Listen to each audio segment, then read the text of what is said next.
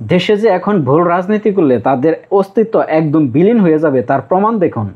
উমামা ফাতেমা কিন্তু জুলাই আন্দোলনের একদম সামনের সারিতে ছিল, অথচ অন্যদিকে দেখেন ঝুমা, ইনকলাব মঞ্চের মেয়েটা, এই ঝুমা কিন্তু এতটা সম্মুখ সারিতে ছিল না। অথচ দেখুন উমামা এখন হারিয়ে গেছে, উমামার কোনো কিচ্ছু নাই, অস্তিত্ব নাই বললেই চলে। অথচ ঝুমা, তার জনপ্রিয়তা দিন দিন বাড়তেছে। তার কারণ, কারণ এই উমামা বামদের প্রলয়ে ঢুকে গিয়েছিল। আর ঝুমা একদম মানে ডানপন্থী, কঠোর ডানপন্থীর তাও না, আবার বামপন্থীও না, মাঝামাঝি হালকা একটু ডানের দিকে আছে। এই জন্য তার রাজনীতি এখনো টিকে আছে এবং জনপ্রিয় হইতেছে।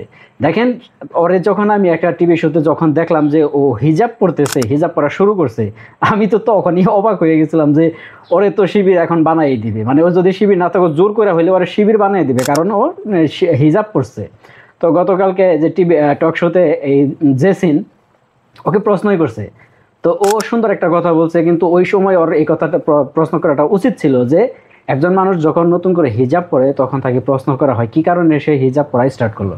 অথচ সেম জিনিসটা যখন একটা মানুষ হিজাব ছেড়ে দেয় তখন তাকে কেন প্রশ্ন করা হয় না যে আপনি হিজাব কেন ছাড়লেন। তো ও হিজাব পরার কারণে বাংলাদেশের কিছু ওই ব্যাংচোদ মার্কা কিছু যে সুশীল আছে না, চরিত্রহীন, ক্যারেক্টারলেস, তাদের পুচ্ছে আগুন ধরে গেছে, একদম জ্বলা শুরু হয়ে গেছে, চারিদিকে শুধু জ্বলার গন্ধ, পোড়ার গন্ধ।